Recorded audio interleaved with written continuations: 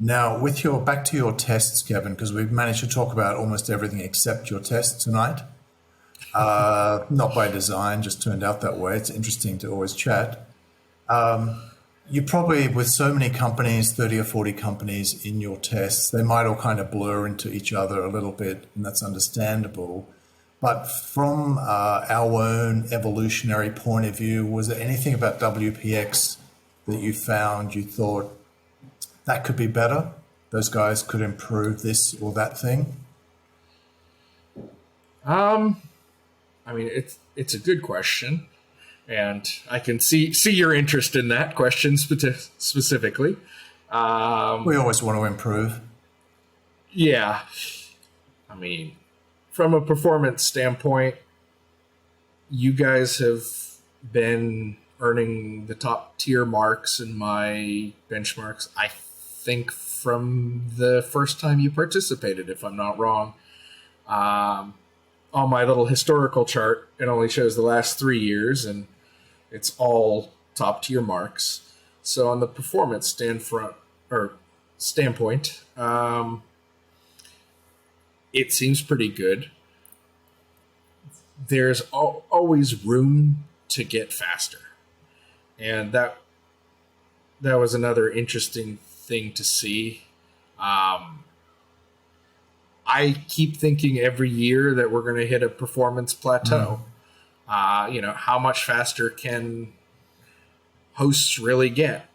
And, sometimes it's, or I think last year, maybe in 2021, there was some areas, some companies, are averaging, 20 milliseconds. And you're starting to think,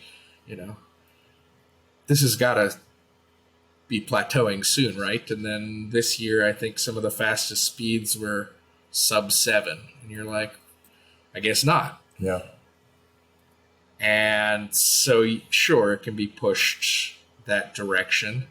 As far as user experience, I'll be honest, that starts to blend together, especially when I went through it all. It's started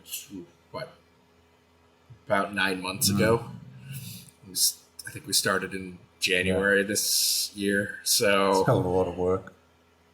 I can't particularly remember, but if I saw anything while I went through it, I try and tell somebody. Sure. So I would have told you, or I think I worked with Alex. Yep. Our senior sysadmin. Yep. Yeah. If I saw something, I would have probably just told Alex, hey, I noticed this, but I can't remember seeing anything that stood out to me as problematic. Okay. And that's mostly the viewpoint I'm looking at. Sure. It's not, how do I help a company be the very best? It's sort of, I see a problem. Yeah. And that should probably be fixed. Sometimes we're too close to it. We're just too in the operational details, and those fresh eyes, like your girlfriend with WordPress for the first time, you get reminded and you go, yeah, we forgot about that thing. That was stupid. We need to correct that.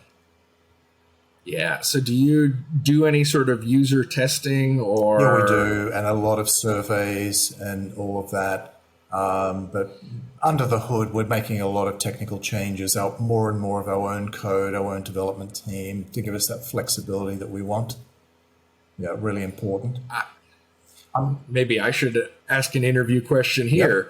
Like, how do you see WPX evolving with regards to WordPress? What is the relationship? Well, we don't have one officially. When I say with WordPress, I mean the open source. I'm joking. So we have a number of top secret initiatives in the works, and I'm happy to tell them that then, Kevin, as you know, I'd have to kill you straight after the interview, to prevent that information coming out. But we are very, very interested in additional services that are hosting related but not hosting, that use hosting expertise but are not hosting. So over the next few years, we'll be launching a number of those things, which sometimes are, very close to hosting and, in areas like backup security, which is crucial. And I don't know if you recall, but there was a recent case in London when there was a record heat wave in the UK, and a Google Cloud data center, I think it's an Equinox one in London, went down for 17 hours. And the hosts in that data center were affected, of course, like that. And obviously their users were not happy about that. Everybody has downtime. Google has downtime. Facebook has downtime. Amazon has some downtime with AWS and all of that. So for me, one of the areas I'm personally very interested in and pushing the company into is additional layers of backup security for critical websites.